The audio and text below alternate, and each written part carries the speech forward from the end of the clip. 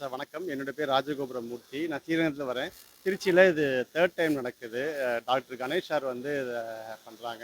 அடுத்து அவங்க சப்போர்ட் டீமா நித்யா மேமும் பண்றாங்க. ரொம்ப அழகா ஆர்கனைஸ் பண்றாங்க. இது வந்து ஒரு 3rd இயர்ன்ற மாரியே தெரியல. ஒரு 10th இயர், 5th இயர் பண்ணா கன்டினியூஸா பண்ணா என்ன மாரி ரெஸ்பான்ஸ் இருக்கும். இது திருச்சியில பண்றப்ப எங்களுக்குலாம் ரொம்ப சந்தோஷமா இருக்கு. டாக்ல வளர்த்துக்கலாம். நாங்க மெயினா டாக் எதுக்கு வளர்க்குறோம்னாக்க, இதுக்கு முன்னாடி ஜெனரேஷன் எல்லாமே வந்து கூட்டு குடும்பமா இருந்தோம் எல்லாருமே. அன்னை வீடு, அக்கா வீடு, தங்கச்சி வீடு எல்லாமே கூட்டு குடும்பம் தான். குழந்தைங்களுக்கு அந்த பாசம், நேசம்லாம் தெரிஞ்சுது. இப்ப எல்லாமே வேலை நிமிர்ந்த காரணமா எல்லாம் தனித்தனியா வந்தனால, கண்டிப்பா வீட்டுக்கு வந்து ஒரு பெட்ஸ் வளர்க்கணும் அப்படின்ற கட்டாயத்துக்கு வந்துட்டோம். ஏன்னா, அந்த பெட்ஸ்னால தான் குழந்தைங்களுக்கான கேரிங்னா என்னன்னு தெரியுது.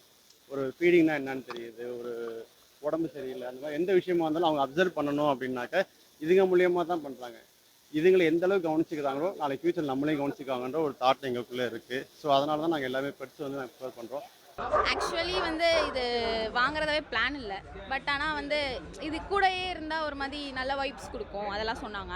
ஸோ வந்து இத வாங்கி மெயின்டெயின் பண்றது கொஞ்சம் கஷ்டமா தான் இருந்துச்சு. ஆனா கூட இருக்கும்போது ரொம்ப ஜாலியா, ஃப்ரெண்ட்லியா அது மாரி இருக்கு. இது இருக்கிறது ஒரு மாரி குட் வைப்ஸா இருந்துச்சு. மாரி இது ஒரு எப்படி சொல்றது? குழந்த மாரி தான் வீட்லயும் வச்சு பார்த்துக்கிறாங்க.